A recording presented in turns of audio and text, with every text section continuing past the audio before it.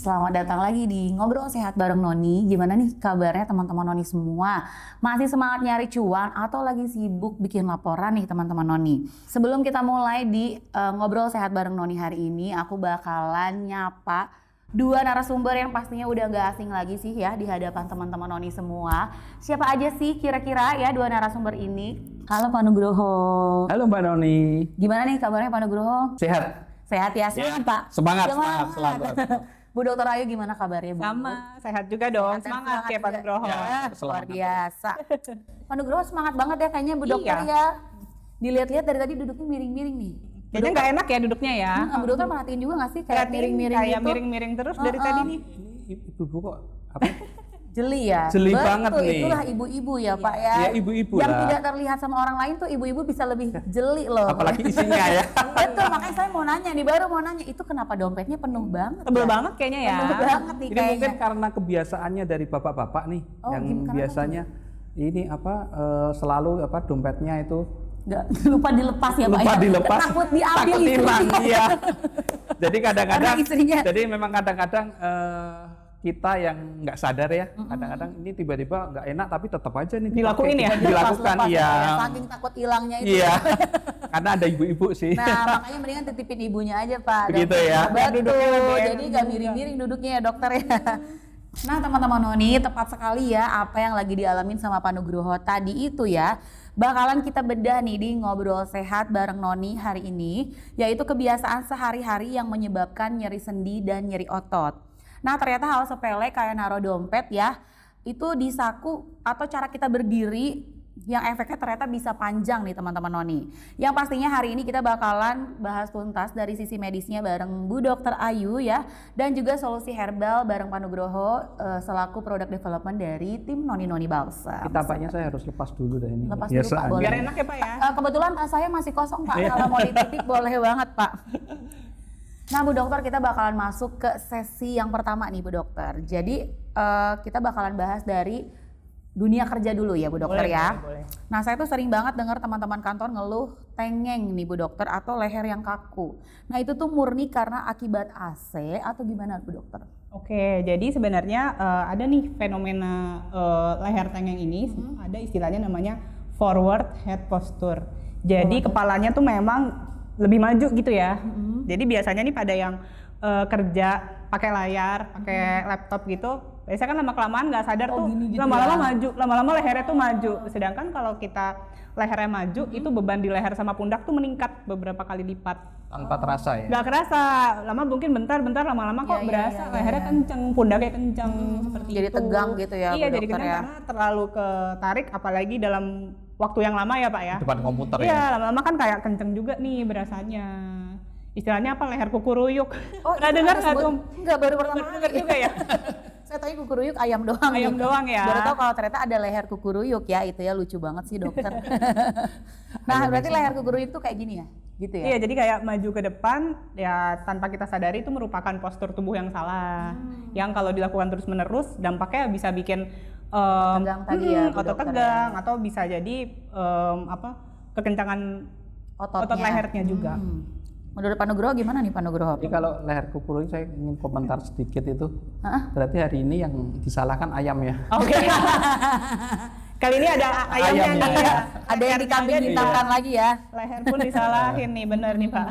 Jadi kalau saya lihat sih kalau untuk leher kukuruyuk itu kan sebenarnya beban ya. Betul. Kalau di lapangan sih sering juga sih kejadian seperti itu ya. Jadi terutama untuk orang-orang lapangan ya yang biasa naik motor itu ojol, kurir itu kan mereka biasanya menggunakan standar keamanan juga ya untuk beberapa untuk aktivitasnya itu juga memegang peranan untuk beban berat itu. Jadi untuk leher pakai helm ya. Ya. Kemudian naik motor getaran di lutut, getaran di tangan itu sangat mengganggu ya. sangat mengganggu dan itu juga menambah beban ya bagi mereka ya para ojol itu. Jadi mungkin banyak saya ngamati seperti itu, jadi banyak keluhan seperti itu. Apalagi itu ya Pak, helm-helm yang kekinian itu kan berat-berat tuh ya, Ya, jadi- besar-besar berat-berat itu juga kan jadi ngasih tekanan berlebih juga ya, ke leher apalagi Pak. ya sebenarnya dari sisi safety sih bagus ya. Tapi kalau dipakai dalam jangka waktu lama, misalnya sehari 8 jam gitu kan, itu jadi masalah baru juga itu bagi mereka. Makanya kayak ini untuk apa namanya polos ya, ankle ya. Sendinya ini kan juga untuk nahan getaran motor itu mereka 8 jam akan terasa itu pasti akan signifikan itu. Apalagi yang suka touring-touring tuh ya Pak ya, Ya. dalam jangka waktu yang lama tahu-tahu ya. tangannya kenceng, Iya, semutan. semutan gitu.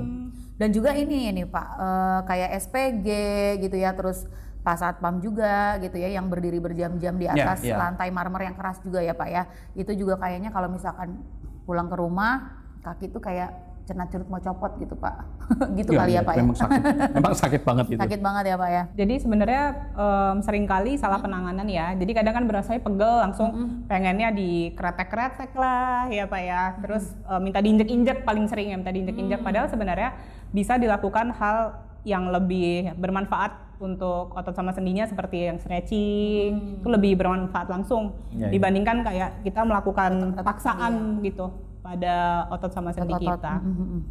Nah teman-teman Noni, sekarang kita bakalan masuk ke sesi curhat postur nih teman-teman. Banyak dari teman-teman Noni semua yang gak sadar kalau hobi kita sehari-hari itu sebenarnya bisa jadi investasi nyeri di masa depan nih teman-teman, di masa tuanya kita. Mulai dari hal yang paling umum deh teman-teman Noni ya, dari cara duduk gitu ya dok ya, karena cara duduk yang salah ternyata bisa mempengaruhi ya otot dan sendi ya dokter ya. Apalagi kalau misalkan saya pribadi nih ya dokter, kalau misalkan kayak di depan laptop awalnya tuh saya tegak aja gitu ya, nggak ada kukuruyuk itu dok yang tadi dokter bilang. Tapi kok tiba-tiba 10 menit kemudian kayak rasanya punggung saya nih kayak huruf C gitu loh dok, kayak nggak enak gitu. Apakah karena tiba-tiba saya jadi kukuruyuk atau gimana tuh dok?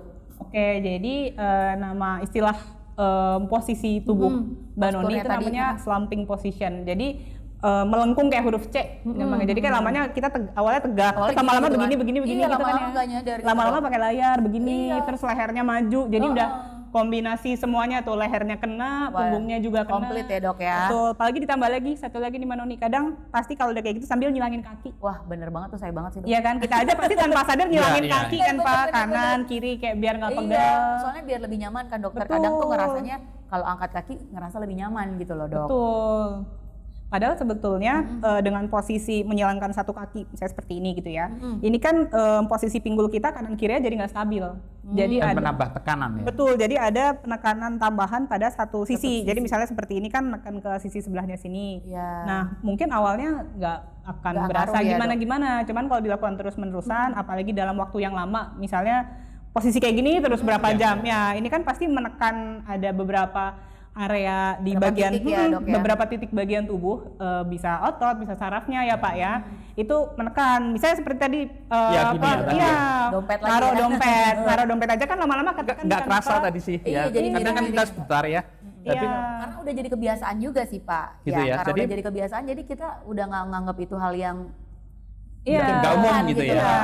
Padahal sebenarnya bisa jadi memicu ada namanya penyakit itu namanya piriformis syndrome. boleh diulang dok? Piriformis syndrome, Mbak Noni. Piriformis syndrome. Ya, kurang lebih bisa tuh salah satu faktor risikonya Berarti seperti ya. yang tadi. Pak Nugroho Iya. Jadi kiri dan kanan nggak seimbang Iya, ya. karena nggak stabil, jadinya tuh nggak balance otot area tubuhnya menopang tubuhnya. Itu secara jangka panjang gimana dokter?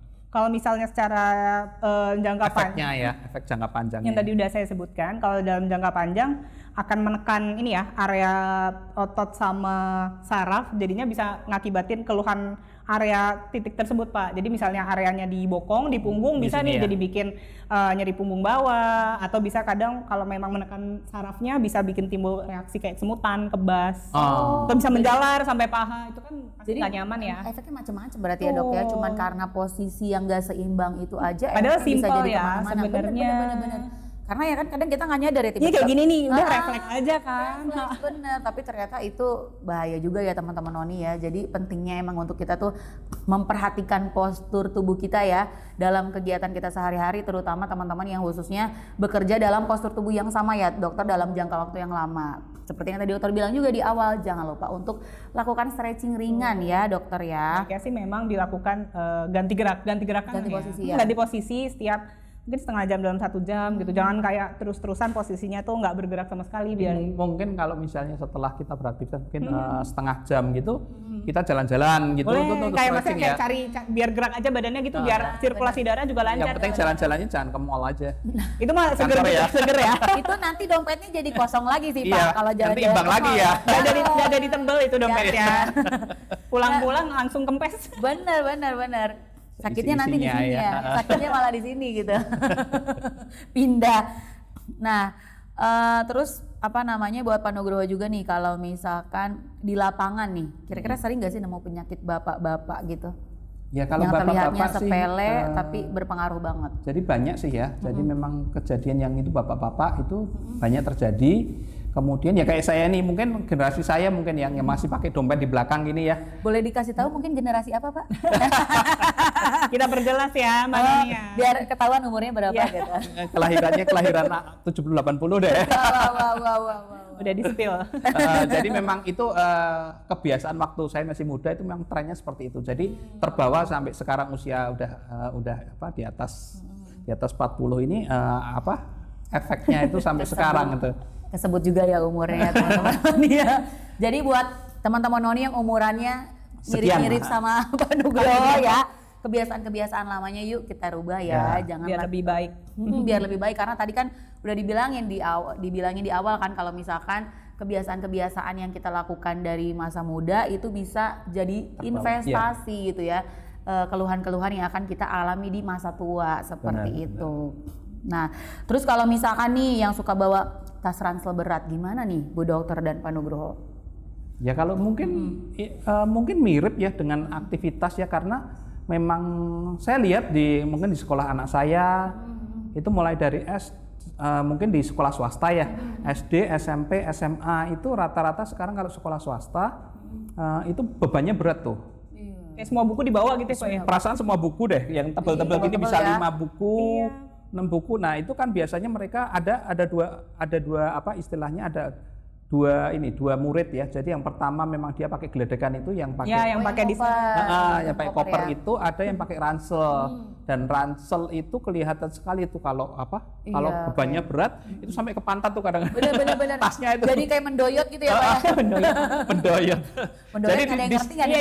Di situ tuh kadang-kadang mereka jalan tuh sampai segini, sampai gini, kasihan banget gini. ya, masih Karena dia kecil-kecil. nahan beban berat itu di belakang. Jadi itu memang tampaknya juga bisa jadi problem untuk masa depannya mereka. Iya, gitu. berarti kita sebagai orang tua juga Iya, ya betul. teman-teman Noni perlu memperhatikan ya khususnya untuk anak-anak nih kalau misalkan memang harus bawa barang bawaan yang berat atau buku-buku berat lebih baik berarti pakai yang ditarik aja ya Pak. Ditarik Ya? aja atau ransel tapi dibagi. Dibagi ya. Dibagi tasnya nggak di belakang semua. Itu mungkin bisa membantu. Ya. Seperti itu. Nah, satu lagi nih Pak Nugroho dan juga dokter ya.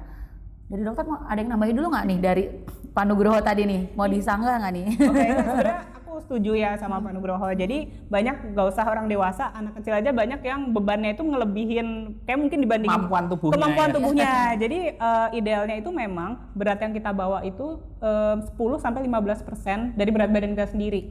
Gitu. Sampai 10-15%.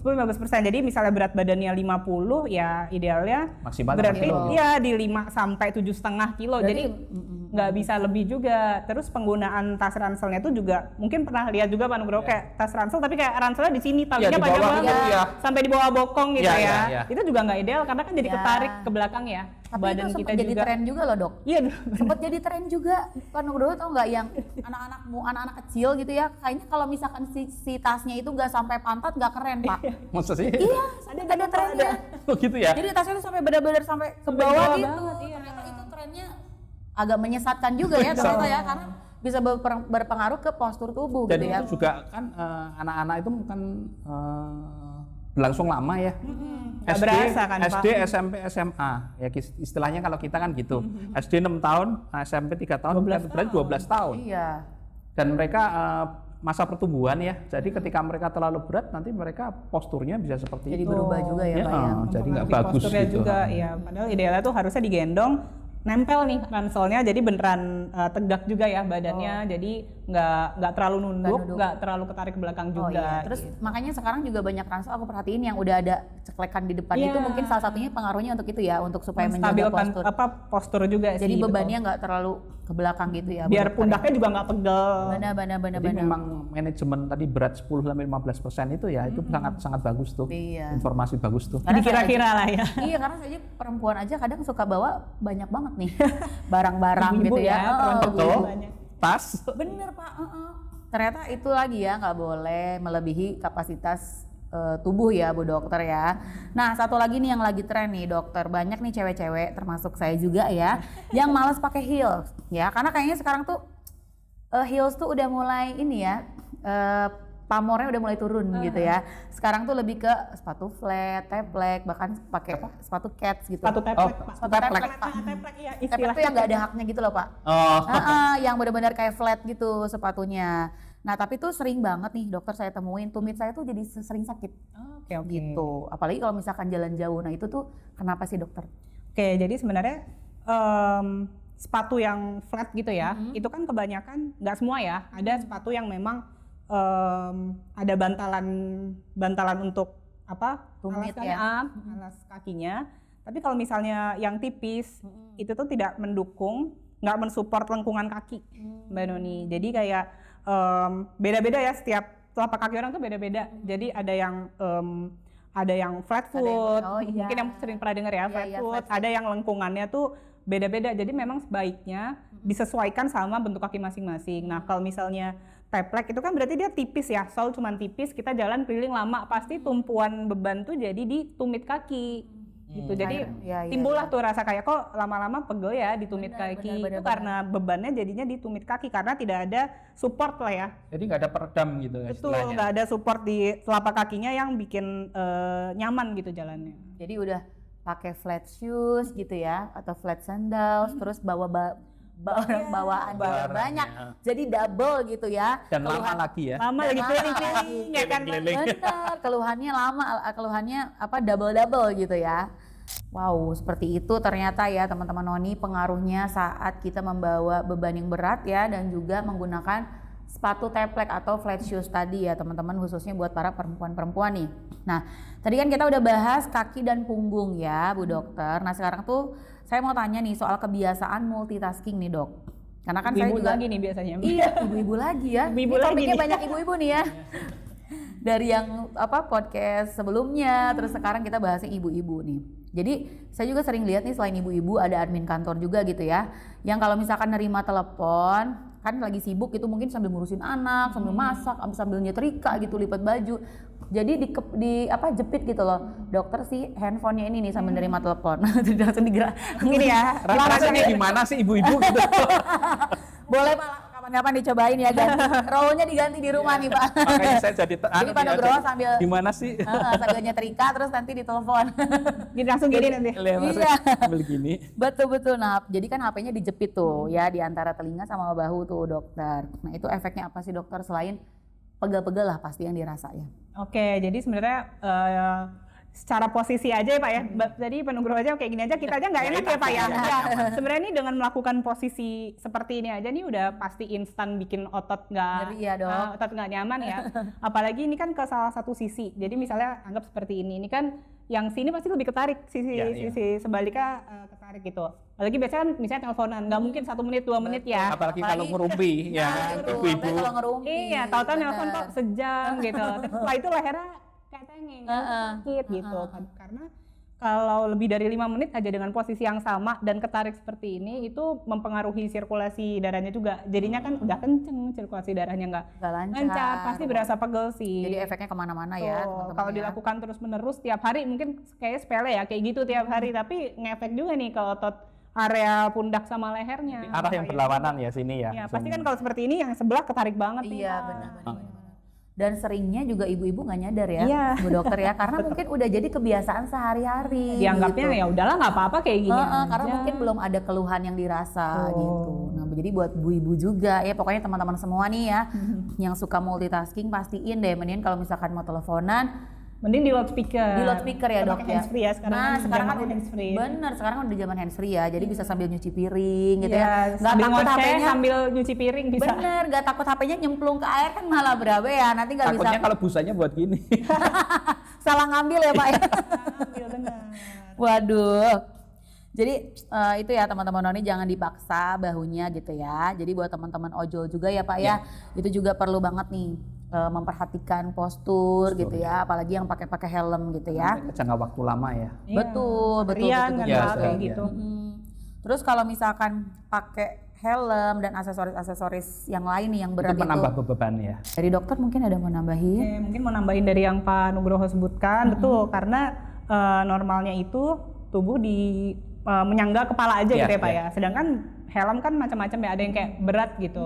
Terus kadang mungkin ukurannya kekecilan, kebesaran, atau nggak sesuai kepala, itu kan makin bikin nggak nyaman. Jadi makin nambah beban ya dokter. Kadang kayak misalnya helmnya kekencengan nih, terus udah berat, kenceng. Nah itu jadi bikin area sekitar leher itu juga jadi tegang. Karena kan leher yang tadinya relax gitu ya, karena ditambah beban di kepala jadi ngenceng nih. Karena kan harus menahan beban kepala sama helm dalam waktu lama gitu ya, Dan dalam sehari. bergetar ya. Iya, tambah getaran. Jadi pasti ngeluhnya kok nih makin lama abis ngojol kok kepala rasanya kenceng gitu ya. Itu bisa timbul sakit kepala tipe yang tegang ya. Jadi kayak kenceng gitu kepalanya karena memang faktor Otot-otot helmnya juga di sini. dan otot-ototnya Tekanan itu juga, juga ya. betul. Makanan itu ya. Dari Pak Nugroho nih, kira-kira ada tips and triknya mungkin untuk para ojol atau teman-teman semua nih yang punya kegiatan yang postur tubuhnya ini selalu sama dalam jangka waktu yang Ya, lama. mungkin dari saya lebih ke arah, jadi ada dua solusi ya. Yang pertama memang mungkin Bu Dokter akan lebih menguasai dari sisi medisnya ya. Jadi misal kalau dari beberapa podcast kita yang lalu kan tetap memang kita postur yang harus benar, kemudian jangan berulang, kemudian waktunya jangan terlalu lama. Jadi itu lebih kepada kebiasaan kita. Jadi itu bisa mengurangi. Jadi misalnya kalau memang dari secara fisik ya misalnya jangka waktu tertentu dilepas, istirahat, stretching lagi, dinormalkan lagi. Nah, itu salah satu cara untuk biar ini bisa bertahan lebih lama gitu. Ya. Rasa sakitnya itu berkurang, kemudian untuk aktivitasnya untuk jangka panjang misalnya seharian itu akan membantu. Tetapi kalau memang masih sakit, masih ototnya nggak enak, ya itu bisa dilakukan dengan mungkin menambahkan noni balsem di tempat yang sakit ya. Karena memang ya tetap bekerjanya 3 tempat ya, tetap otot, kemudian sendi dan syaraf. Jadi kita berharap dengan penggunaan noni-noni untuk stretching plus penggunaan noni-noni itu bisa membantu mereka untuk bisa beraktivitas normal lagi gitu. Diredakan nyerinya lah ya Pak. Iya, Mengurangi nggak nyamannya iya, juga ya Pak juga ya. efek relaksasinya Iya. ada. Jadi yang pastinya teman-teman Noni pastikan untuk terus menjaga postur tubuh ya, mengurangi beban-beban yang nggak penting ya Pak Ya, ya, benar betul. ya. Ditinggalin aja beban-bebannya ya ini Pak, ya, jangan dompetnya dibawa. ya. Dompetnya ditinggal. Kasih istrinya aja nggak apa-apa Pak. Jadi bebannya lebih ringan gitu loh Pak ya. Buat istri ya. Buat istri, betul. Nah, sebelum kita masuk ke istilah medis yang rumit-rumit yang nanti akan dibahas oleh Bu Dokter Ayu yang cantik jelita ini ya, ada pertanyaan nih dari netizen nih dokter. Ya, jadi pertanyaannya gini dari @andi_kurir nih teman-teman ya. Mbak Noni katanya, tanya dokter dong. Saya kalau motoran suka pakai korset perut katanya gitu. Biar nggak pegel punggungnya. Itu sebenarnya nolong atau malah bahaya gitu dok pertanyaannya. Oke, jadi banyak ya memang yang menggunakan, yaudahlah biar nggak pegel kita pakai korset gitu ya biar lebih nyaman. Tapi sebenarnya kalau misalnya dilakukan terus-menerus, itu kan jadi bantuan ya, korset itu kan jadi kayak support. Tapi kalau lama-kelamaan bikin otot tuh lemah juga karena jadi manja gitu ototnya. Jadi otot bagian perut sama punggungnya kan jadi kebiasa dikasih korset ya. Biasa ditopang gitu Kebiasa ya. ditopang, jadinya malah ototnya nggak terlatih, malah jadi makin lemah. Nah kalau makin lemah justru lebih beresiko timbul keluhan pegelnya itu. Kalau misalnya nggak pakai korset. Bahaya juga Jadi ya. Iya. ada plus minusnya juga ya. Iya ya. Ya, jadi kecuali memang sedang kondisi lagi bawa beban berat nih, nah itu perlu tuh disupport dengan korset. Tapi kalau misalnya kayak lagi ngojol biasa, motoran biasa dan nggak bawa beban apa-apa ya sebaiknya sih nggak usah. Jadi biarkan otot tuh tetap bekerja. Iya, supaya badannya nggak manja gitu ya dok ya. Karena kalau misalkan udah manja, wow ternyata malah keluhannya bisa jadi lebih parah gitu teman-teman ya. Dari Pak Nugroho nih gimana, ada tanggapan mungkin dari Kak Andi _ Kurir nih. Sebelumnya terima kasih ya Kak Andi _ Kurir untuk pertanyaannya. Silakan Ya, Pak jadi Nugroho. mungkin kalau berhubungan dengan noni balsem ya, jadi kan penggunaan korset pun ada plus ada minusnya. Jadi kalau kami dari noni balsem itu kita menyarankan untuk tetap digunakan, nggak ada masalah, tapi kondisinya kalau bisa sebelum ini memakai korset, tujuannya biar dia meresap dulu. Meresap dulu karena biasanya kalau pakai korset itu biasanya berkeringat ya. Berkeringat itu terbuka berarti pori-porinya. Jadi karena ada mentol kampornya itu yang kadang-kadang bikin jadi kadang lembab gitu ya. Panas itu bisa keringetan tuh justru malah rasanya panas banget gitu. Dan itu kan Nggak nyaman jadi ya nggak nyaman. Jadi memang mereka biasanya pakai aja dulu sebelum pakai korset. Setelah dia meresap udah kering udah oke, baru pakai korset. Ya, walaupun dengan tadi korset pun tidak membantu 100% ya. Jadi harus penggunaannya juga harus bijak seperti sesuai kondisi. Jadi seperti itu teman-teman noni ya. Nah, ada satu pertanyaan lagi nih Pak Nugroho dan dokter. Menarik banget juga pertanyaannya dari @vivi_karyawati. Nah, udah kelihatan tuh ya berarti pekerjaannya ya.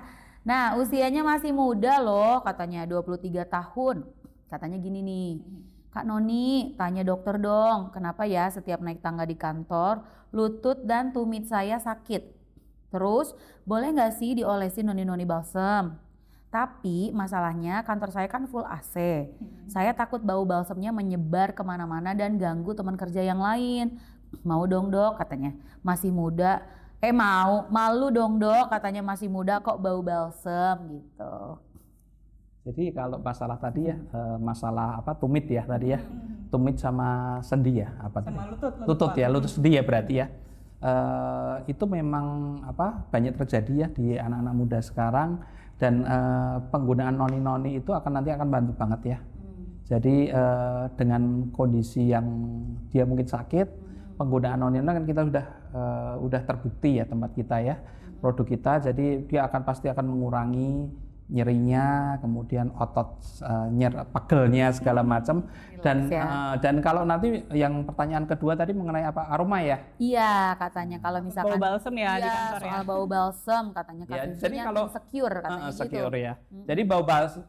Jadi kalau jangan berpikiran kalau balsem noni itu baunya bau minyak nyong-nyong minyak nyong ya. Iya tahu. Minyak nyong-nyong kan yang kayak ini banget nyengat gitu. Iya, balsem yang itu yang bentuknya itu kan. Dulu. Jadi produk kita ini kita menggunakan bahan baku buah mengkudu asli. Memang buah mengkudu asli yang sudah terfermentasi, berulang kali kita ngomongkan itu baunya nggak enak.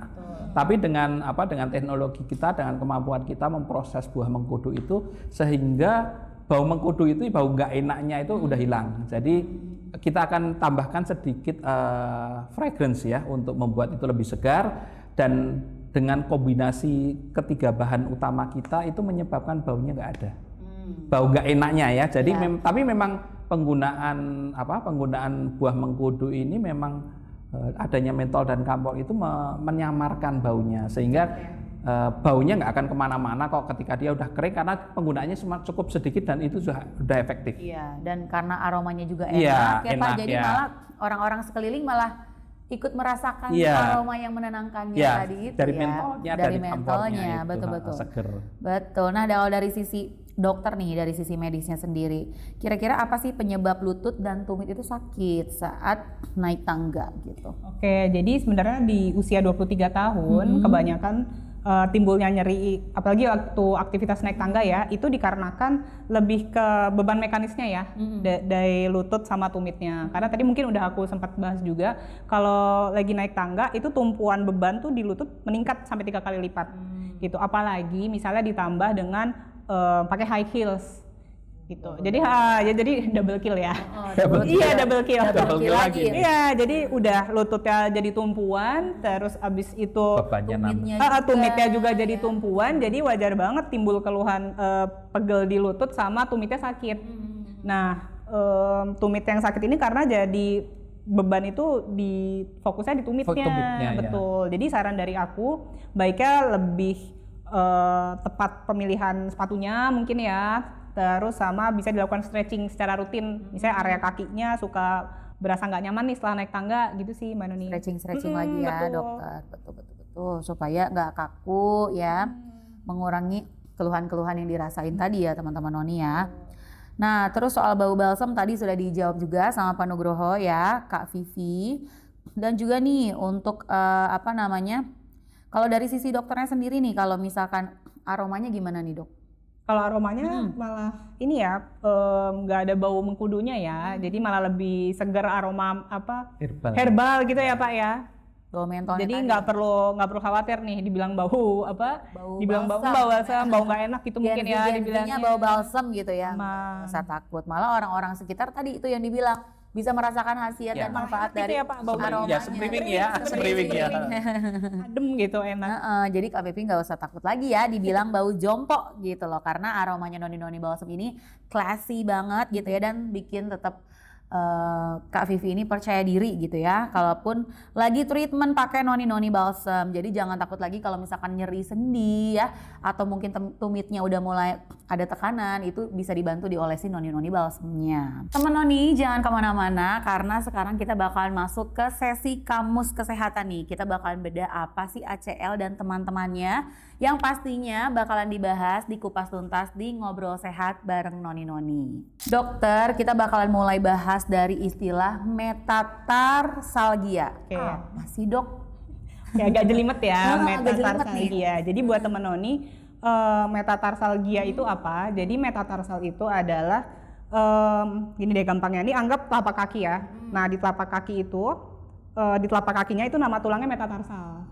Oh, Metatarsalgia itu jadi nyeri pada area ini telapak kakinya, terutama gampangnya di bola-bola kaki, Mbak Noni. bola-bola kaki itu sebelah mana tuh dok? Jadi kalau misalnya lagi pakai high heels, itu kan pasti kita tumpuannya kaki ke depannya ya. Oke. Kaki ke depan itu kan kayak ada bola-bola tuh, Ya, rasa kayak bola-bola di kaki ya sini Pak ya, ya. kayak di sini. Ya, jadi metatarsalgia itu adalah nyeri atau peradangan pada area bola-bola kaki. Gampangnya sih seperti itu ya. Nah ini bisa diakibatkan karena apa? Salah satunya tadi karena penggunaan high heels. Karena kalau pakai high heels kan kaki Semuanya di depan. Ke depan jadi ya. kayak nekennya tuh ke depan lebih berat gitu. Atau juga pada pelari misalnya, atau tidak menggunakan sepatu yang tepat ya, itu bisa bikin tumpuan tuh jadi ke terlalu depan. Nah jadinya malah bikin tekanan pada area bola-bola kakinya ini. tersebut. Nah setelah itu apa respon tubuh kalau misalnya tekanannya berat gitu ya di area bola-bola kaki, dia akan timbul kapalan. Mungkin familiar ya Pak ya, Ya, kapalan ya. Nah, Jadi kayak itu kulit tebel itu ya. iya, kulit tebal, kulit mati yang numpuk nih di areanya bisa di mana aja, cuman pada kondisi metatarsalgia ini pada area yang ini bola-bola kaki yang memang mengalami peradangan seperti itu. Berarti kapalan itu ternyata dari situ ya dok ya, dari keluhan-keluhan metatarsalgia itu ya dok ya. Wow, saya juga baru tahu nih dok, karena dulu kan saya sempat kerja pakai heels memang dokter ya. Jadi Pengalaman ya, ini pengalaman pengalaman pribadi sendiri nih ya. dok gitu. Jadi dulu memang kerjanya tuh pakai heels sampai ada di waktu-waktu dimana kita ganti sepatu lah ke yang flat shoes, tapi nggak flat banget sih, ada haknya segini lah gitu ya. oke. Nah karena penggunaan heels yang sering itu, akhirnya saya tuh nemuin memang di bagian depannya itu, saya baru tahu juga kalau itu ternyata namanya bola-bola kaki gitu. Saya cuma taunya mata kaki doang nih dok. Ya? Familiarnya mata kaki. Familiarnya mata kaki, ternyata bola-bola kaki itu yang ini ya, yang jadi tumpuan itu kalau kita pakai heels. Nah, akhirnya pada saat saya kerja pakai heels itu udah mulai tuh kapalan-kapalan dok. Tebel ya, makin lama makin tebel kan. Nah kan saya nggak tahu ya, saya pikir kulit kering aja dok. Jadi saya ini saya potong-potong pakai gunting-gunting Ya gitu ampun. loh, dokter, karena saya pikir hanya kulit tebel aja, kulit Ya udah tebel. digunting beres gitu ya. Oke, Gitu. oke. Saya nggak tahu kalau ternyata itu salah satu keluhan medis dari si metatarsalgia Salgia, tersebut oke. gitu. Oke, jadi kalau dengar ceritanya Mbak Noni, sebenarnya tuh bahaya ya. Jadi kapalan itu kan sebenarnya merupakan respon tubuh karena tekanan yang tinggi di area tersebut. Jadi kalau misalnya digunting itu malah bisa resiko infeksi, namanya kulit gitu ya Pak ya. Ya, Digunting malah Itu berarti kulitnya masih hidup ya? ya walaupun dia kulit mati numpuk, tapi kan dia terhubung sama kulit yang sehat gitu Ya, Pak. ya. Ya, Di dalamnya di ya. dalamnya. Jadi kalau misalnya kita guntingnya kedalaman atau kayak malah bikin luka baru, malah berpotensi timbul infeksi. Bener-bener dok, saya pernah sampai berdarah soalnya. Tuh, jadi sebenarnya untuk Saking nggak taunya. Iya, jadi sebenarnya nih Mbak Noni, untuk ngilangin kapalannya itu kita harus tahu dulu nih penyebabnya apa. Nah, salah satu penyebabnya kan beban tekanan pada kaki ya. Jadi diperbaikinya itu ganti sepatunya.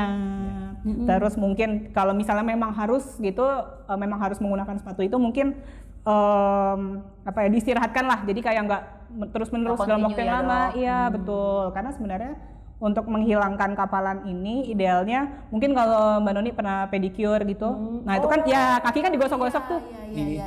Istilahnya di scrub itu ya. Iya, direndam pakai air gitu hangat, ya direndam pakai air hangat, terus habis itu digosokin pakai batu apung tuh. Iya, benar. Nah, itu lebih efektif sebenarnya karena kulit matinya hilang, nggak ada infeksi kan ya. Tapi ya mungkin jangan keras-keras juga yang gosoknya.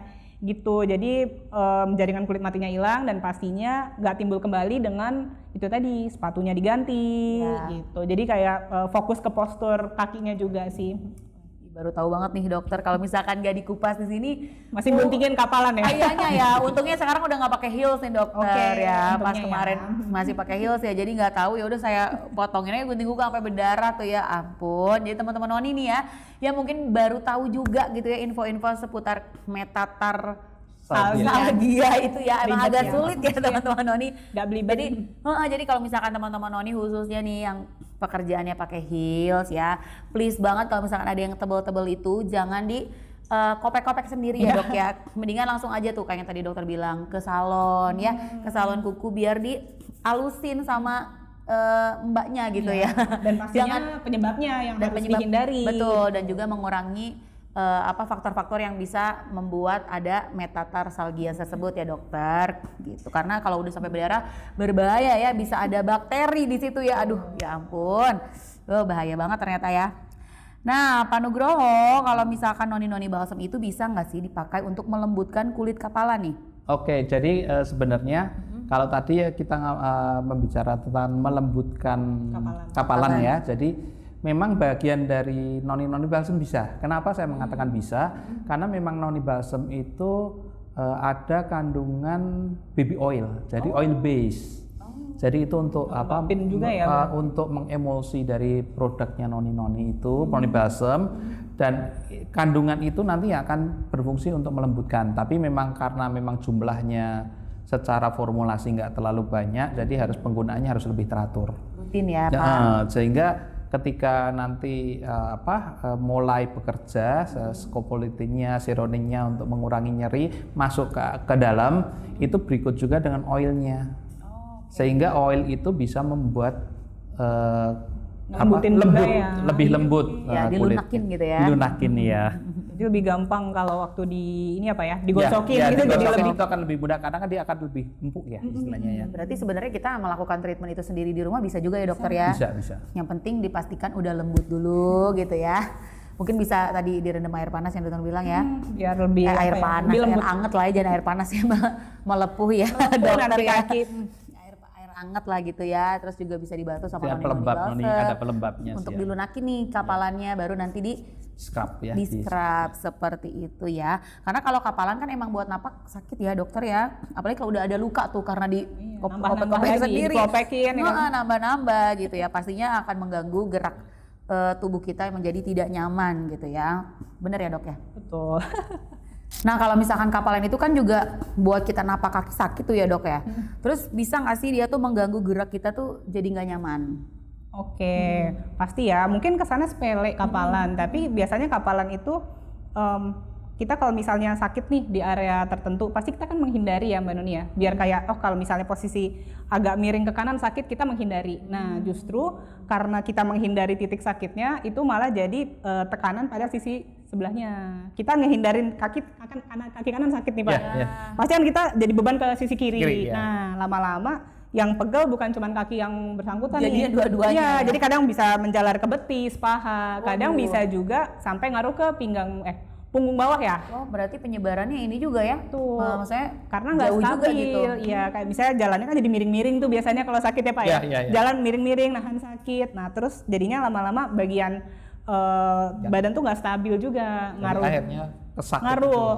Jadi kayak menjalar, walaupun kesannya sepele ya awalnya ya. Bener-bener Noni ya. karena aku juga dulu waktu belum tahu memang menganggap itu sepele. Sepele ya. Dan pastinya juga teman-teman Noni di sini ada yang menganggap kapalan itu sepele ya teman-teman Noni ya. Jadi harus ingat penjelasan Dokter Ayu tadi dan juga Pak Nugroho bahwa ternyata ya kapalan itu bukan hanya sekedar masalah kecantikan, tapi itu masalah biomekanik tubuh ya teman-teman Noni. Jadi janganlah teman-teman Noni seperti aku dahulu ya. Jangan dilakukan.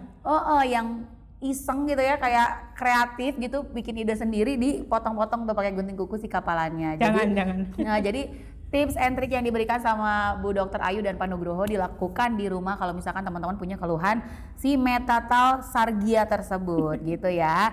Dan paling aman, teman-teman Noni boleh olesin noni-noni balsamnya di area yang kapalan tadi ya, supaya dibantu untuk dilunakin ya Pak ya. Seperti itu ya. Nah, yang kedua kita bakalan ngebahas nih tentang tarsal tunnel syndrome atau saraf terjepit di pergelangan kaki nih teman-teman. Yang kedua nih dokter mengenai istilah tersebut ya, tarsal tunnel syndrome tersebut boleh dong dijelasin dokter? Oke, jadi tarsal tunnel syndrome nih mungkin lebih familiar kalau carpal tunnel syndrome ya. Jadi tuh kalau yang carpal tunnel tuh di area lengan. Nah kalau tarsal tunnel ini di bagian mata kaki yang bagian dalam. Nah ya mata kaki bagian dalam. Jadi ini ada anggap kayak ada terowongan, lorong sempit yang di dalamnya itu ada saraf. Nah, lorong sempit ini itu bisa harusnya normalnya kan seperti ini, tapi kalau misalnya sedang dalam kondisi tarsal tunnel syndrome itu ada penekanan sarafnya. Jadi sarafnya kayak kecepit gitu ya Pak ya. Sarafnya kecepit, nah itu bisa timbullah keluhan seperti nyeri kayak strum, kebas, menjalar. Iya, salah satu faktor risikonya itu kondisi kaki yang flat foot. Walaupun bisa juga diakibatkan aktivitas postur kaki juga kebiasaan lagi ya, yang bisa menimbulkan tarsal tunnel syndrome tersebut ini. ya. Itu termasuk juga peredaran darahnya juga nggak lancar karena terjepit itu. Bisa, itu kan karena kena ke sarafnya juga, karena mungkin ada area ototnya juga ya Pak yang terkena. Jadi pasti rasanya tuh kalau lagi berjalan kayak kestrum mendadak gitu. Karena ini kenanya ke saraf kan ya Pak ya. Jadi, pasti nggak nyaman seperti itu. Padahal mungkin jika ditelusur, mungkin ini karena posisi kakinya nggak sesuai atau pemilihan sepatunya lagi tidak sesuai gitu. Kembali lagi ke situ sih. Kebiasaan itu ya dokter ya yang sering diabaikan, dianggap sepele, ternyata bisa berpengaruhnya panjang kemana-mana. Sebagai penyebab ya. utama justru. Betul. Nah, jadi kalau misalkan teman-teman juga sering bengkak, terus cedera cukup lama ya dok, itu perlu juga untuk konsultasikan ya, balik lagi ke dokter supaya bisa mendapatkan penanganan khusus pastinya ya. Betul. Gitu. Karena kalau misalkan udah terdapat mengalami keluhan-keluhan itu pastinya akan menghambat aktivitas kita ya. Nah, yang ketiga nih dokter, ada namanya plantar fasciitis. Ya namanya ya. And heel spur atau radang telapak dan tulang tumbuh nih. Kalau misalkan yang tadi tuh bahasa medis tadi tuh dokter, plantar fasciitis tadi itu seperti apa sih dok? Boleh dong dijelasin ya? Oke, jadi kalau yang tadi metatarsalgia itu kan tulangnya. Nah, jadi ini anggap telapak kaki selain ada tulangnya ada jaringan ikat ya. Jadi seperti bantalannya itu di area telapak kaki. Namanya tuh plantar fascia. Nah, plantar fasciitis ini adalah kondisi di saat mengalami peradangan jaringannya. Jadi timbul nyerinya itu di area tumit. Mungkin tadi sebelumnya udah yang dokter sempat bahas ya. Jadi nyerinya timbul tuh di area tumit. Nah itu kenapa? Karena fokus bebannya tuh di area tumit. Terus-terusan secara terus-menerus, makanya timbullah keluhan nyerinya ini disebut plantar fasciitis. Karena gitu. tadi ya penggunaan flat shoes juga ya dokter bisa berpengaruh ya. Jadi kayak pemilihan sepatunya nggak sesuai, terus dilakukan terus-menerus. Tekanan berlebihan ya. Tekanannya berlebihan di area tumit, jadi jalan tuh kalau lama-kelamaan tumitnya sakit. Nyeri, benar-benar. Itu bisa sebagai kalau dibiarkan terus-terusan ya, itu bisa menjadi peradangan plantar fasciitis ini, Mbak Noni. Dan yang dari tadi dokter bahas tuh ya istilah-istilah medis itu kayaknya saya sering ngalamin ya dok. Kayaknya semua pernah dialami ya ternyata. Iya, dan ternyata sering diabaikan gitu dari mulai kapalan, nyeri tumit itu kan tanpa disadari ternyata itu tuh adalah keluhan-keluhan ya dok ya yang berhubungan dengan area. Cewek-cewek kayaknya pasti lebih relate nih sama kondisi-kondisi ini. Bener banget dokter. Nah dokter ada sih cerita nih dokter, katanya bangun tidur terus kakinya tuh sakit buat napak. Tapi langkah sesudahnya udah nggak sakit lagi nih dokter. Nah kenapa bisa kayak gitu dok? Apa sih sebenarnya yang terjadi? Oke, jadi sebelumnya harus ada proses yang berulang dulu nih Mbak Noni, yang tadi udah aku jelaskan. Jadi tekanan berulang terus-menerus tiap hari di area tumit, seperti itu. Nah, kalau misalnya saat tidur, itu kan kondisi tubuh dingin ya. Kita udah bahas nih sebelumnya. Nah, Suhu dingin itu suhu ya. dingin ini nih penyebabnya. Jadi memang kondisinya itu si plantar fascianya ini lagi kontraksi lah ya. Jadi dalam kondisi kaku. Nah, di saat di pagi hari kan kita tahu-tahu jejakin kaki gitu ya, tiba-tiba gitu ya, langsung ke tiba-tiba Ada ketarik, beban gitu ya. langsung ada beban di tumit, langsung lah tuh timbul nyeri khas banget. Jadi setelah beberapa langkah itu kan pasti udah lebih panas ya, udah lebih lentur jaringannya. Peredaran darah juga. Iya, udah lebih Udah nggak relax. kaget lagi lah gitu Udah ya, nggak Dok? kaget, benar, udah nggak kaget. Jadi pas jalan udah hilang mulai tuh biasanya biasa keluhannya. lagi. Jadi Oh, sebenarnya oke. tetap harus ada faktor pengulangan aktivitas sama trauma pada area tersebut yang membuat timbulnya keluhan sih. Oke, nah gejalanya apa aja sih dokter? Boleh dijelasin juga. Itu tadi mungkin salah satu yang khasnya nyeri pada saat melangkah, Oke, saat di melangkah. area tumit. Terus mungkin kalau misalnya udah jalan lumayan lama, sakit nih di area tumitnya. Lalu dokter, gimana sih cara mengatasinya dok? Oke, jadi sebenarnya sebagian besar tuh membaik sendiri gitu ya, tanpa perawatan Oke. yang lebih lanjut. Tapi kalau misalnya sudah timbul nih keluhan, misalnya lagi jalan udah mulai berasa nggak nyaman, pastikan diistirahatin dulu. Boleh dilakukan kompres dingin pada area yang nggak nyaman 15-20 menit gitu ya Mbak Noni ya. Terus mungkin kalau udah berasa nggak nyaman gitu, mungkin kurangin dulu nih jalan-jalannya, Aktivitasnya. aktivitasnya diistirahatin dulu. Paling seperti itu sih. Oke. Kalau ini dokter, kalau misalnya untuk karyawan SPG, kemudian pekerja konstruksi itu kan mereka tidak ada pilihan untuk mereka melakukan aktivitas jadi dalam jangka waktu yang panjang. Itu gimana kira-kira untuk mengatasinya? Karena memang kadang-kadang kan orang tuh nggak peduli itu. Pokoknya sakit, kadang-kadang ada, kadang-kadang enggak. Ini biasa aja lah. Ya, Kalau kita diabaikan, melakukan dianggap apa- penting ya, Pak. Ya.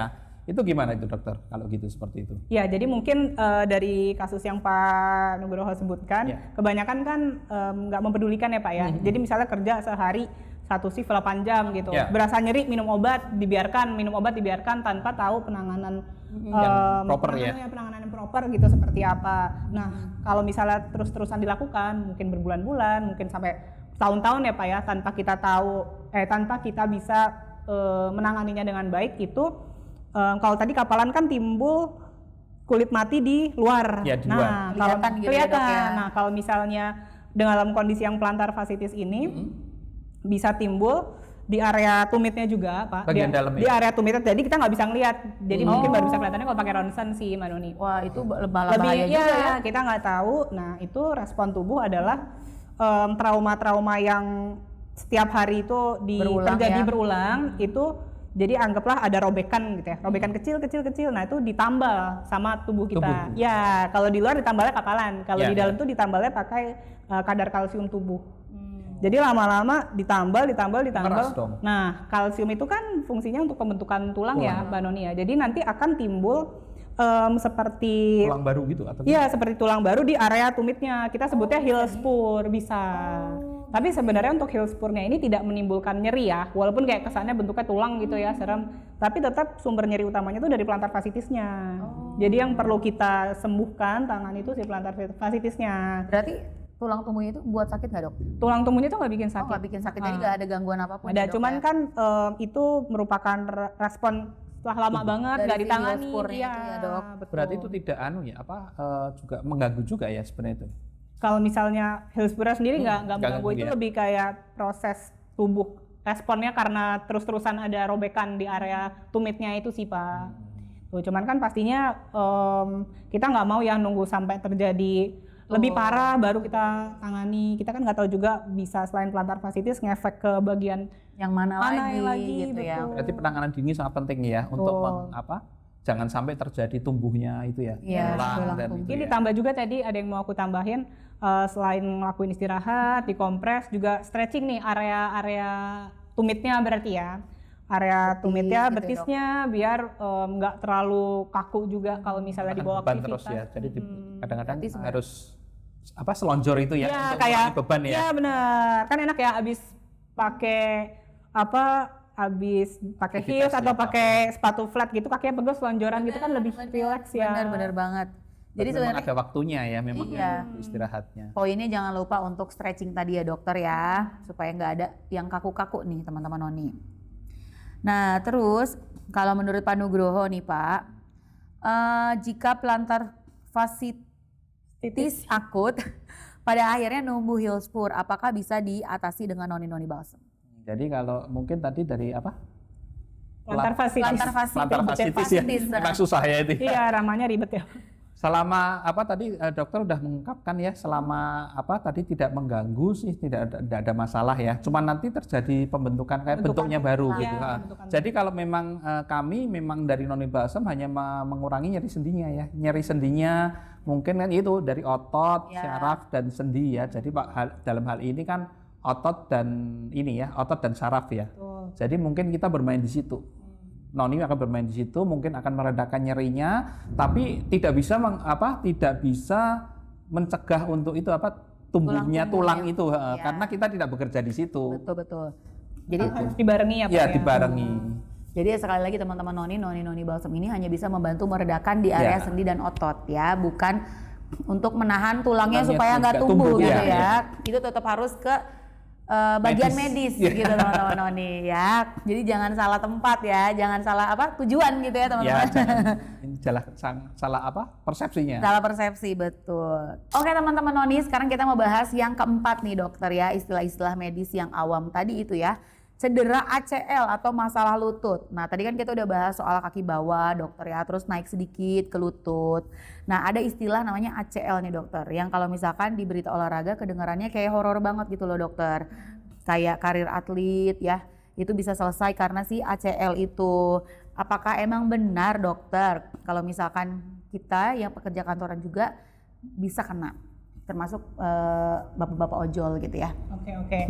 Jadi sebenarnya untuk cedera ACL ini kalau yang kita dengar kan kayaknya identiknya sama kayak pemain bola gitu ya, harus yang olahraga olahraga berat. Padahal sebenarnya cedera ACL ini bisa juga dikarenakan aktivitas sehari-hari juga nih Mbak Noni. Kebiasaan itu ya dok ya. Jadi ligamen ACL ini itu menghubungkan antara tulang paha sama tulang kering. Ya, jadi diantaranya kan di dalam lutut. Nah, jadi ini ada kabel yang menyambungkan, gampangnya seperti itu ya. Biar yang atas sama bawah ini tetap bisa bergerak dengan baik. Ya. Nah, itu kalau misalnya ada gerakan yang mendadak gitu. Jadi gerakan mendadaknya itu bisa bagian badan atas kita tuh muter, tapi kaki kita gini nih Pak. Kan kalau misalnya atas mendadak muter kan lutut juga kayak muter ya. Ya, kurang lebih. Jadi sebenarnya nggak harus atlet ya. Jadi kita pun sehari-hari pekerja kantoran atau ojol tadi ya disebutkan Mbak Noni bisa juga mengalami keluhan-keluhan itu cedera ya. ACL ini gitu. Aduh dokter, bayangin aja saya udah ngilu banget nih. Gimana sih cara mengatasinya dok? Oke, jadi untuk penanganan awal ya, jika terjadi cedera ACL ini pertama diistirahatkan. Pastikan diistirahatkan lalu dikompres dingin nih Mbak Noni. Jadi boleh dikompres dingin pada area yang nyeri di lututnya tadi ya. Ya, karena biasanya kalau memang timbul cedera ACL ini lutut tuh langsung berasa kayak panas ya, ngilu gitu ya. Loyo gitu Pak, maksudnya kayak nggak stabil gitu ya. Kayak nggak bisa digerakin, kayak langsung loyo gitu. Kayak lemes gitu ya, kayak nggak stabil gitu, oglek-oglek gitu ya mungkin ya sendinya. Iya. Jadi diistirahatkan, lalu dikompres dingin, lalu pastiin kalau bisa ada yang, maksudnya jangan maksain jalan gitu ya. Jadi kalau bisa diistirahatin dulu, terus dikompres dingin tuh supaya mengecilkan pembuluh darahnya juga biar nggak bengkak Pak. Karena kadang ada yang dibiarkan jadinya sampai bengkak tuh area lututnya itu. Nah pastinya kalau udah terjadi seperti itu langsung dibawa berobat, jangan kayak nunggu dulu, apalagi udah ada bengkaknya masih didiemin sih kebangetan. Kan kadang biasa kayak udahlah nanti hilang gitu ya biasanya ya Pak. Itu malah dipijet-pijet gitu dok, gimana dok? Jangan dipijet-pijet. Jangan ya, kadang orang suka gitu ya, coba deh gitu. Diurut gitu ya. Diurut gitu, jangan ya teman-teman ini ya, berbahaya. Ini dengan kompres tadi itu biasanya terjadi di olahraga atau apa biasanya kalau sampai seperti itu? Bisa di olahraga, tapi di gerakan-gerakan sehari-hari juga bisa sih Pak. Yang tadi misalnya kita melakukan gerakan mendadak. Gerakan mendadak. Gerakan mendadak yang membuat lutut sama badan tuh nggak kayak sinkron ya. Jadi melemah gitu ya Iya. tadi ya dokter bilang ya. Nah jadi gitu ya teman-teman Noni, kalau misalkan teman-teman Noni ini terkena cedera, jangan lupa untuk dikompres dulu dengan air dingin dan diistirahatkan ya dokter ya. Nah Pak Nugroho, apakah Noni-Noni Balsam ini juga bisa menjadi solusi yang baik nih untuk kasus cedera seperti ini? Jadi untuk noni-noni balsam ini kan tadi ada periodenya ya. Dikompres, kemudian air dingin, ya istirahat. dulu. Jadi kita nggak bisa masuk di awal.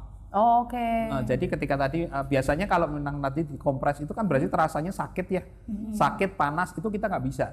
Nggak boleh langsung Nggak ya boleh Pak ya? karena biasanya itu ada peredaran darah yang ada pembuluh darah yang Pecah. pecah gitu. Jadi dengan penggunaan noni balsam ini kan nanti akan ada rasa hangatnya.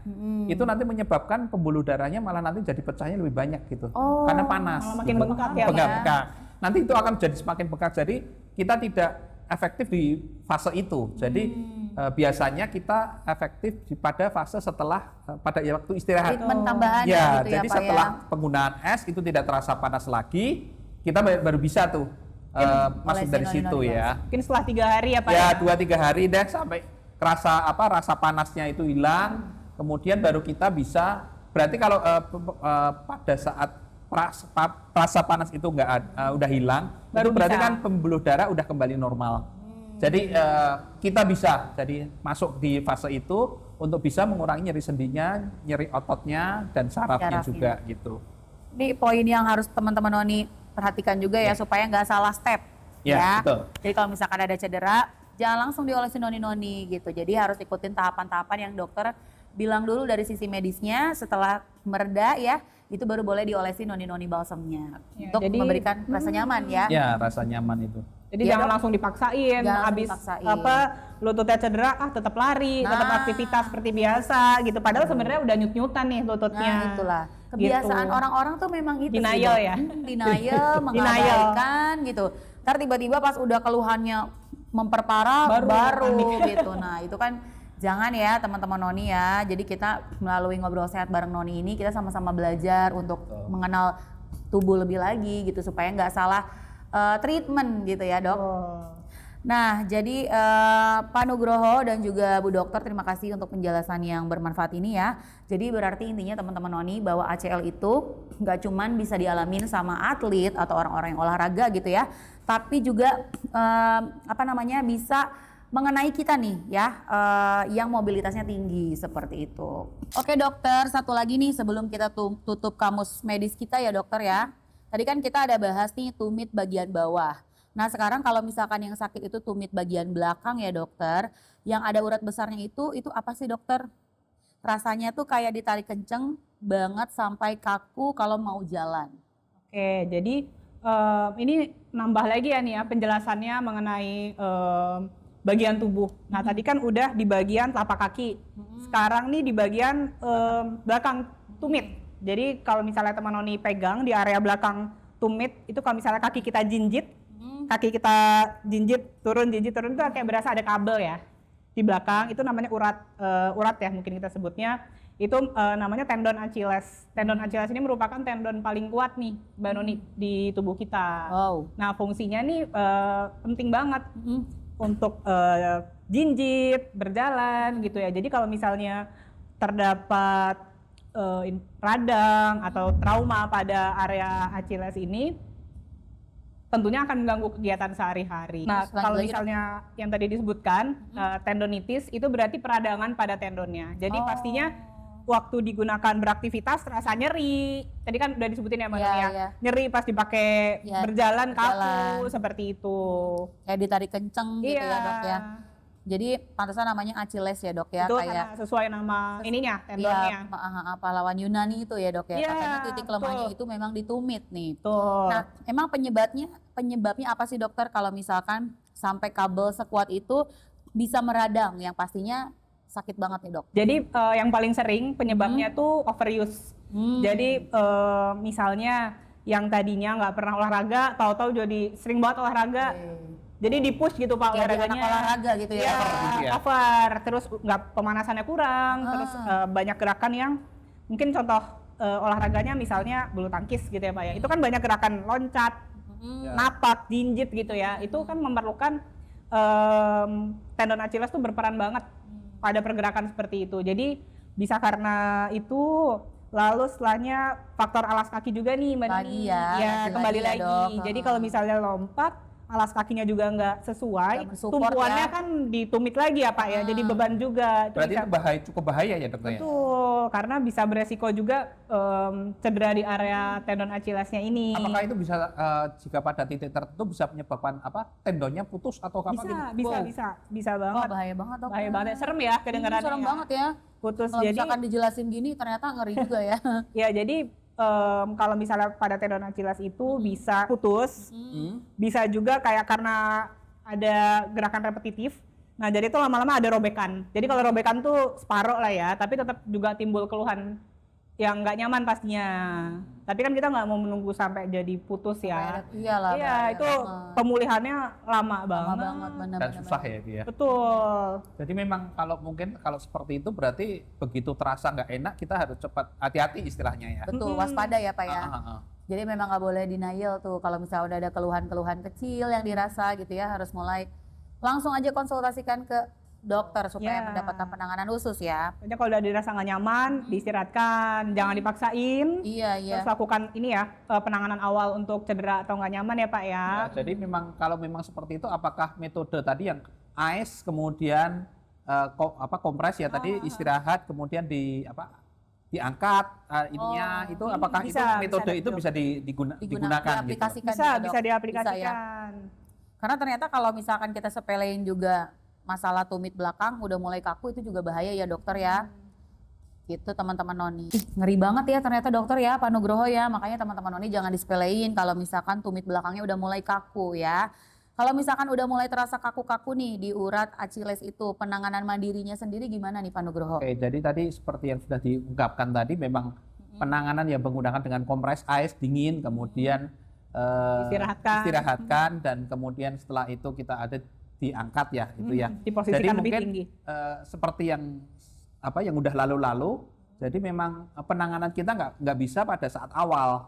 Jadi noni-noninya. Jadi itu dengan bahan mengkudu itu nanti diharapkan di step ketiga ya tadi ya. Pada saat istirahat udah nggak terasa panas, sudah rasa dingin, itu bisa diharapkan membantu.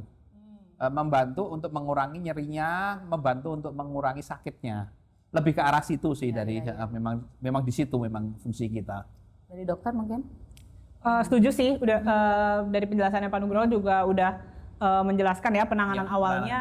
Jadi yang penting jangan dipaksain, karena ya kembali lagi ya kita harus mendengar kondisi tubuh kita sendiri. Kalau memang udah terasa nggak nyaman, udah benar. waktunya beristirahat biar badan tuh bisa recovery. Iya, jadi jangan juga diforsir ya dok ya, karena lagi seneng-senengnya olahraga, akhirnya Digas terus. digas terus kayak dar-der-dor banget gitu ya, kayak kejar setoran gitu ya, dokter akhirnya malah mengalami keluhan-keluhan yang bisa Membahayakan. yang bisa sebenarnya tuh mitigasi di awal lah gitu ya.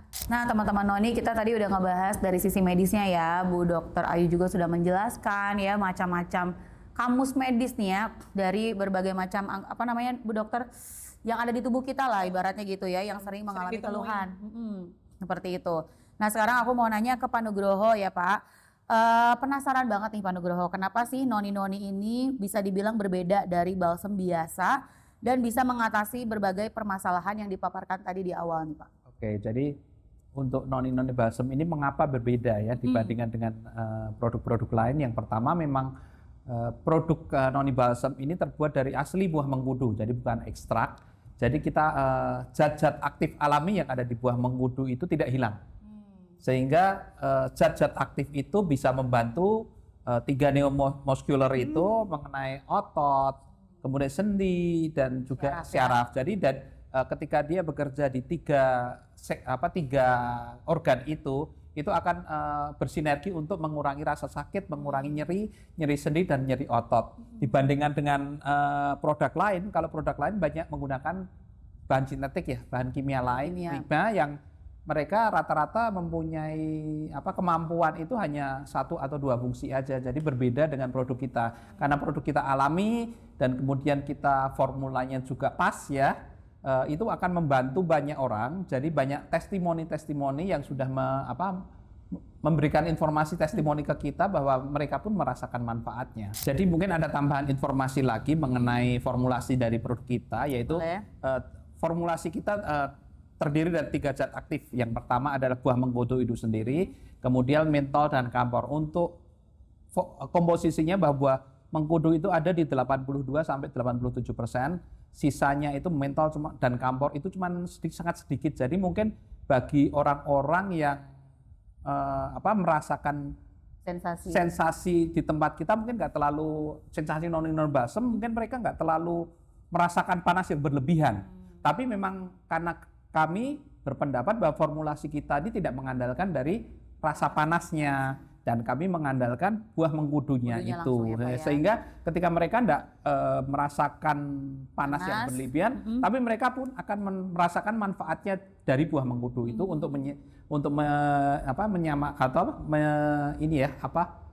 meredakan ya nyeri otot dan nyeri sendi itu. Jadi bagi kami rasa panas yang berlebihan itu bukan senjata kami untuk mengurangi nyeri sendi dan nyeri otot. Ya, jadi senjatanya itu di buah mengkudunya ya Pak, ya, dari kandungan-kandungan dan zat-zat aktif yang terdapat di dalamnya tadi ya. Jadi bukan sekedar pedas di kulit aja gitu ya Pak ya. Mungkin satu lagi ya teman Noni, tambahan terutama untuk penggunaan dari balsam Noni ya. Jadi mungkin orang nggak perlu khawatir untuk penggunaan Noni, karena memang dia tidak menyebabkan kulit ya menjadi kering atau pecah-pecah, karena kita tidak menggunakan alkohol. Jadi kita menggunakan yang sudah saya sebutkan baby oil ya, sehingga dengan baby oil itu diharapkan kulit itu bisa tetap terjaga kelembapannya, gitu ya, Pak, kelembapannya terjaga, kemudian dia juga nggak menyebabkan iritasi. Jadi kalau mungkin dari bahan baku awal itu mungkin menyebabkan gatal-gatal ya buah mengkudu, tapi gitu ya. Setelah proses itu nanti gatal-gatal itu udah hilang. Dan itu juga nanti ada penambahan kampor, itu juga itu bisa membantu untuk meredakan kalau memang ada sampai ada iritasi. Tapi selama ini kita belum pernah ada keluhan iritasi ya, tapi memang kita juga udah antisipasi jika terjadi iritasi itu bisa kita ada antisipasinya. Mungkin saya tambahannya itu saja. Berarti buat teman-teman yang punya kulit sensitif juga aman ya Pak? Aman. Pakai noni balsam ya. Gitu. Buat Pak Nugroho, dari semua daftar penyakit tadi nih, gimana tim R&D noni balsam meramu solusi supaya nggak cuma sekedar panas di kulit aja? Ya memang dari bahannya ya, kita mulai dari awal memang formulasi kita dari bahannya. Jadi dari buah mengkudu itu kita berharap itu bisa mengatasi tadi keluhan-keluhan yang tadi udah disebutkan ya. Mulai dari nomor satu ya, yang berhubungan dengan tumit, berhubungan bola-bola dengan bola-bola dan semuanya itu kita memang mengandalkan dari buah mengkudunya, karena memang buah mengkudu itu luar biasa. Dibandingkan dengan mentol atau kampornya sendiri ya, sebagai pendamping itu ya di formula kami. Mungkin itu aja, dan penyerapannya kami berharap itu bisa masuk sampai ke bagian dalam, bagian otot, sendi, menyerap gitu ya Pak, menyerap itu dengan baik sehingga bisa dirasakan pada saat itu juga. Oke. Ada tips cara olesnya nih Pak, biar nggak asal oles? Oke, jadi tadi yang seperti yang udah disebutkan oleh dokter, jadi kita bisa kombinasikan pemijatan dengan olesnya. Jadi dengan pemijatan yang tadi sudah disebutkan tadi, itu bisa diharapkan bisa membantu penyerapan lebih maksimal. Penyerapan lebih maksimal, penetrasi masuknya lebih cepat ke arah lokasi sakitnya, sehingga mempercepat proses penyembuhan, peredaan nyeri, peredaan nyeri otot, nyeri sendi itu akan terbantu dengan baik. Ya. Wow, luar biasa sekali ya teman-teman Noni pembahasan kita hari ini ya. Kita jadi banyak tahu bagian-bagian tubuh yang tadi sudah dijelaskan oleh dokter juga. Bahkan kita juga jadi tahu peran noni balsam dalam setiap keluhan-keluhan yang dirasakan di bagian-bagian tubuh yang sudah dijelaskan oleh Bu Dr. Ayu. Yang pastinya teman-teman ya, ternyata kebiasaan kita sehari-hari yang kita lakukan terus berulang-ulang itu bisa menyebabkan keluhan-keluhan yang pastinya mengganggu aktivitas dan kegiatan kita. Jadi buat teman-teman Noni semua, pastikan kalau misalkan udah mulai terasa keluhan-keluhan sekecil-kecil apapun ya, Bu Dr. dokter ya, itu jangan diabaikan ya. Yang pastinya teman-teman Noni harus selalu juga sedia noni-noni balsem supaya apa? Kalau misalkan teman-teman udah mulai ngerasa keluhan-keluhan, itu bisa langsung diolesin di area yang nyeri-nyerinya tadi ya, supaya bisa dibantu ya Pak Nugroho ya, sama noni-noni balsemnya. Nah, sebelum menutup ngobrol sehat bareng Noni hari ini, mungkin aku mau minta closing statement dulu dari Pak Nugroho dan juga Bu Dokter. Silakan. Oke, kalau dari sisi kami ya, dari noni-noni, terutama dari research and development noni-noni, kami berawal dari istilahnya kayak semacam apa ya, empati ya. Jadi dari empati, kepedulian kita, karena memang banyak sekali keluhan-keluhan terutama untuk pekerja-pekerja ya, yang bekerja di lapangan maupun pekerja kantoran dan juga ibu rumah tangga dan semua orang. Jadi secara keseluruhan kami mencoba untuk mendengarkan nih keluhan-keluhan dari orang-orang yang membutuhkan semacam apa ya, solusi ya, untuk bisa memecahkan masalah mereka, masalah sehari-hari mereka, agar mereka tetap dapat beraktivitas dengan normal. Tidak terhambat ya Pak. Tidak terhambat, betul. Mungkin itu aja, mungkin dari Ibu. Boleh dari dokter silakan. Ya, jadi pesan untuk teman Noni, tubuh kita ini bukan mesin yang bisa diganti. Bukan robot ya. Iya, bukan jadi robot rusak ya. ganti nggak bisa. Jadi kita tuh harus menjaga biar tubuh kita ini tetap secara fungsi tuh tetap bagus gitu. Dengan cara apa? Yang tadi mungkin udah dijelaskan ya Mbak Noni ya. Jadi kita harus mendengarkan, listen to your body, keluhannya apa gitu ya. Lebih aware. Jadi jangan menganggap hal sepele itu ternyata nggak berpengaruh nih untuk kesehatan tubuh kita, seperti itu. Jadi jangan lupa juga menjaga postur yang baik, terus pilih sepatu yang sesuai. Penting banget nih, karena ternyata efeknya kemana-mana. Bener, sama pastikan melakukan stretching juga nih sehari-hari supaya tidak tegang ototnya. Betul, wow cakep-cakep ya closing statement dari Pak Nugroho dan Bu Dokter Ayu ini.